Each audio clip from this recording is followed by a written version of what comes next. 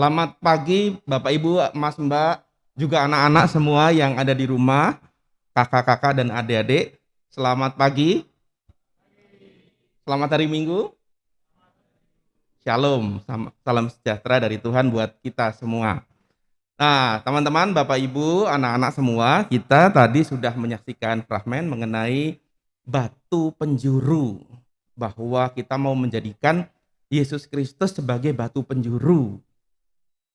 Sebenarnya tadi Mas Mbak, teman-teman semua, sudah dong belum? Apa toh sakjane kalau menjadikan Yesus Kristus batu penjuru itu sebenarnya apa gitu? Sudah dong belum? Krik krik krik krik krik. Berarti belum dong. Adik-adik, kakak-kakak yang di rumah sudah paham belum tadi ceritanya? Apa sih maksudnya batu penjuru? Yesus sebagai batu penjuru keluarga? Belum paham? Oke, kalau gitu Pak Johan akan menayangkan satu video untuk membuat kita mungkin semoga lebih paham sebenarnya batu penjuru itu apa, dan kalau maksudnya Yesus Kristus batu penjuru itu apa. Monggo Mas Operator bisa ditayangkan videonya, silahkan. Kita akan mempelajari tentang Yesus Kristus sebagai batu penjuru dengan menggunakan mainan balok kayu.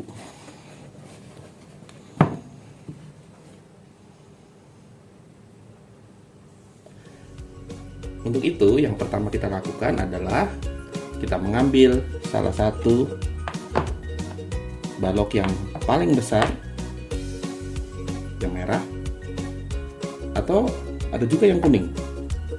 Adik-adik pilih yang merah atau yang kuning? Merah aja ya, merah ya. Oke. Balok yang merah ini akan kita gunakan sebagai batu penjuru. Apa itu batu penjuru? Batu penjuru adalah batu yang pertama kita letakkan paling awal untuk mendirikan rumah. Ya, kita akan memakai balok-balok kayu ini untuk mendirikan rumah. Lalu kita ambil juga pilar-pilarnya.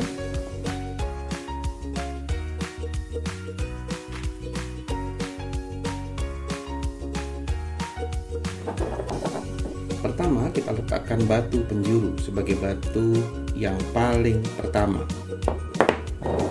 Inilah batu penjurunya. Ya. Sudah, kita letakkan batu yang berikutnya.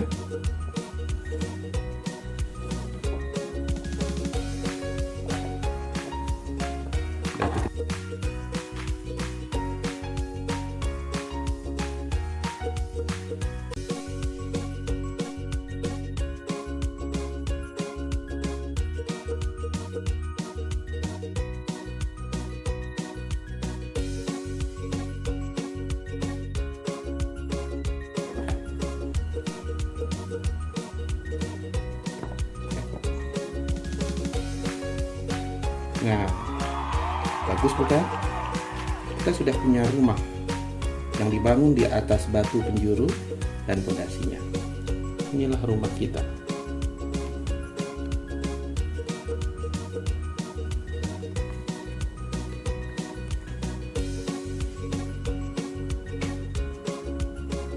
Bagus kan?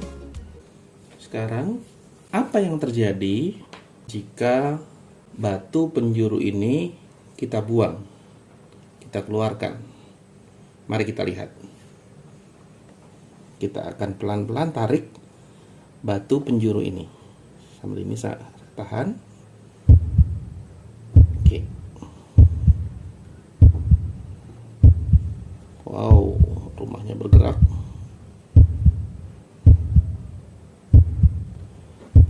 Kita lihat apa yang terjadi kalau batu penjuru ini saya tarik. Lihat. Iya. Iya.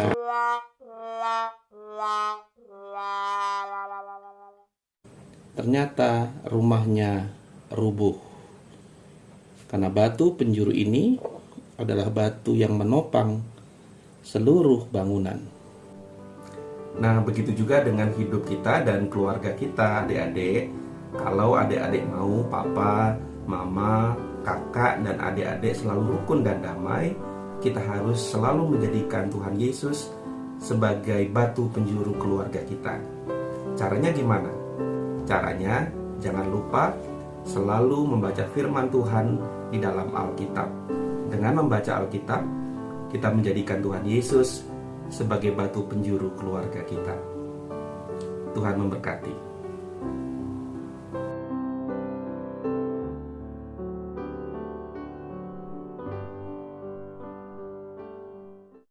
Bapak Ibu semua, anak-anak yang di rumah juga sudah lebih paham ya sekarang ya apa batu penjuru, ya kan? Nah, sekarang Pak Johan mau tanya dulu. Berarti batu penjuru itu batu yang diletakkan pertama, terakhir, atau pas tengah-tengah pembangunan rumah? Pertama ya, batu paling awal, itu batu yang diletakkan paling awal. Jadi kalau kadang-kadang malah kalau membuat gedung itu ya, biasanya ada upacaranya tuh. Upacara peletakan batu pertama. Kalau kita bilangnya batu pertama ya, kalau Alkitab bilangnya batu penjuru. Nah, yang kedua, kalau batu penjuru itu berarti ditaruhnya di mana? Di tengah, di pinggir-pinggir, atau di pojok? Di pojok, betul. Namanya saja batu penjuru atau bahasa Inggrisnya corner stone. Tadi waktu awal ibadah, ada siapa yang bawa batu penjuru tadi? Mana sih orangnya? Oh, itu Mas Rangga. Wah, nggak kelihatan. Mas Rangga tadi sudah bawa batu penjuru, taruh di sana. Nah, sekarang biar yang dibawa Mas Rangga itu nggak sia-sia, sekarang boleh nggak kalau saya renungannya di situ saja? Boleh ya? Mas operator, saya pakai mic ini ya, wireless ya. Oke. Iya. Saya kepengen tahu juga sebenarnya berat atau enggak sih, abot atau ora ini.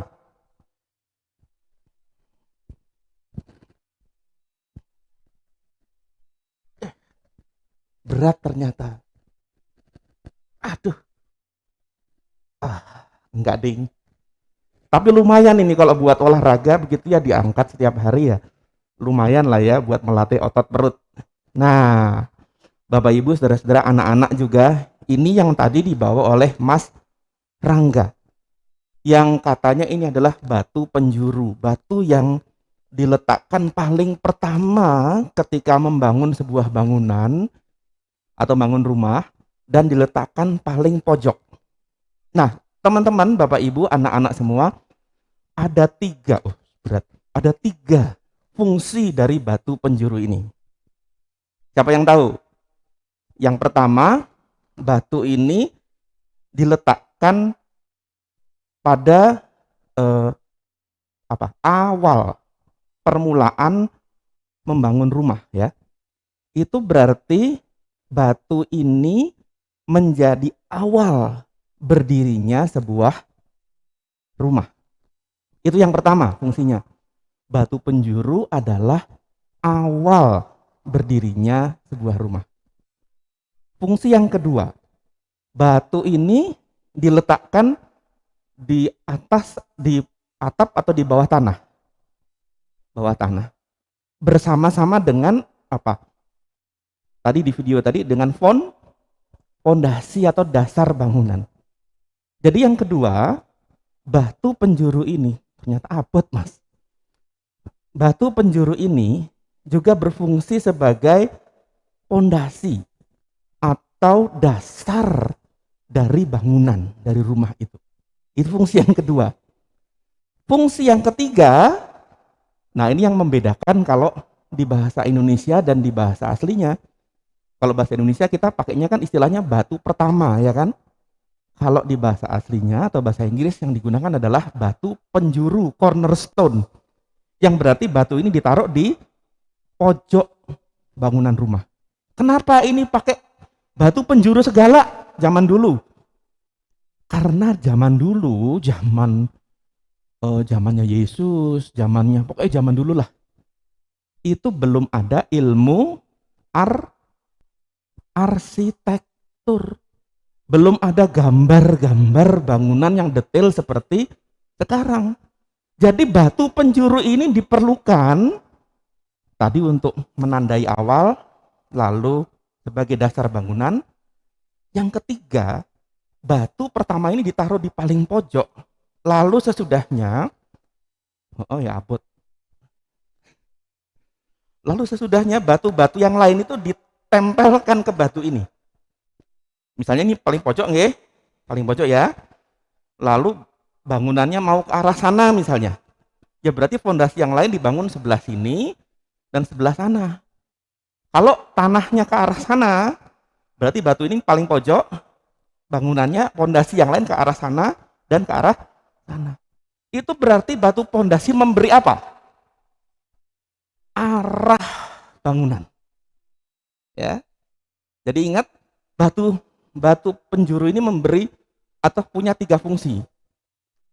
Dek siapa? Krishna ya, Dek Krishna. Soalnya tadi manggut-manggut sih. Dari 3 apa tadi Dek Krishna? Batu penjuru ini menjadi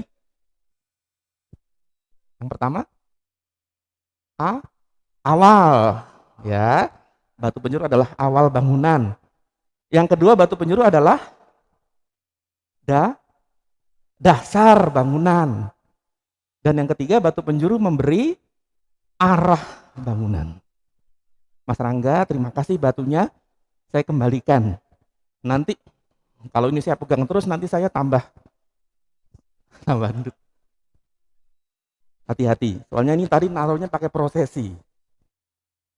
Ya. Oke, saya kembali lagi.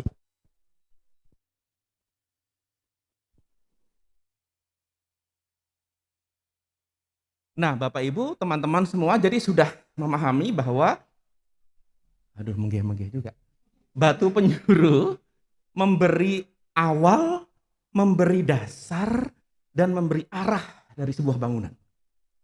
Nah, sekarang kalau Yesus adalah batu penjuru keluarga, tema kita hari ini, itu berarti Yesus Kristus merupakan awal dari sebuah keluarga. Yesus Kristus adalah dasar dari keluarga, dan Yesus Kristus adalah yang memberi arah keluarga. Konkretnya bagaimana? Yang contohnya gimana? Yang nyatanya gimana dalam kehidupan sehari-hari? Bagaimana caranya supaya Yesus itu menjadi awal, menjadi dasar, dan juga memberi arah kehidupan?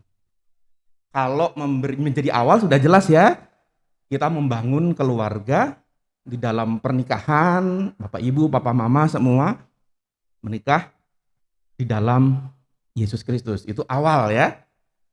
Tetapi juga yang dimaksud awal ini bukan hanya awal pernikahan, tapi awal setiap hari-hari kita. Diawali dengan doa kepada Tuhan. Itu yang pertama.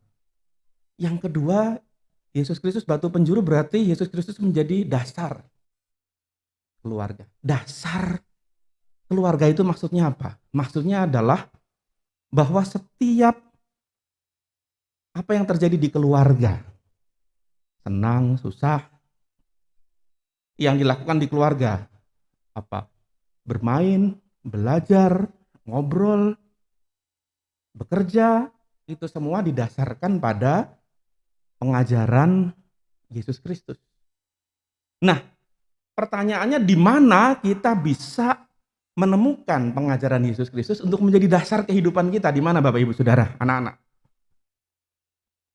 Di gimana pengajaran Yesus itu bisa kita temukan di mana? Di ini, Alkitab kita. Karena itu, perhatikan di dalam bacaan kita tadi dikatakan gini. Nah, demikianlah kamu bukan lagi orang asing dan pendatang, melainkan kawan-kawan sewarga dari orang-orang kudus dan anggota-anggota keluarga Allah yang dibangun di atas dasar atau di atas fondasi para rasul dan para nabi dengan Kristus Yesus sebagai batu penjuru. Jadi Yesus Kristus itu batu penjurunya, lalu kita itu istilahnya batu-batu bata yang membangun rumah ke atas gitu ya. Lalu fondasinya batu-batu yang lain yang menjadi dasar itu adalah rasul-rasul dan nabi-nabi. Nah, kita menemukan rasul-rasul dan nabi-nabi di mana? Ya di Alkitab ini. Jadi cara menjadikan Yesus sebagai dasar kehidupan keluarga adalah kita selalu mengenal Alkitab kita. Kita membaca Alkitab kita dan kita terus merenungkan Alkitab kita.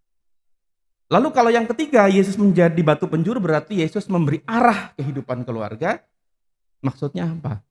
Maksudnya bahwa kemana keluarga ini nanti akan menuju, seperti apa masa depan keluarga, seperti apa masa depan pekerjaannya papa, mama, seperti apa nanti pelajarannya, studinya, sekolahnya anak-anak, kakak, adik, itu semua perlu dipandang dengan cara pandang Yesus. Dengan nilai-nilai yang Yesus ajarkan. Dengan pengajaran-pengajaran yang Yesus berikan. Sekali lagi, kita bisa menemukan itu semua kalau kita mengenal Alkitab kita. Jadi Alkitab ini sesuatu yang sangat penting ya Bapak Ibu, Mas, Mbak, Kakak, adik semua. Jangan pernah meninggalkan Alkitab. Alkitab jangan hanya jadi pajangan di rumah, tapi harus menjadi bacaan kita. Kalau ada di handphone boleh juga sih baca Alkitab di handphone. Tetapi yang jelas firman Tuhan di dalam Alkitab perlu terus menjadi dasar, menjadi awal, menjadi dasar, dan juga menjadi arah keluarga kita. Itulah maksudnya Yesus Kristus menjadi batu penjuru keluarga. Kiranya Tuhan memberkati Bapak, Ibu, Mas, Mbak, juga kakak dan adik semua, baik yang di gereja maupun di rumah. Tuhan memberkati.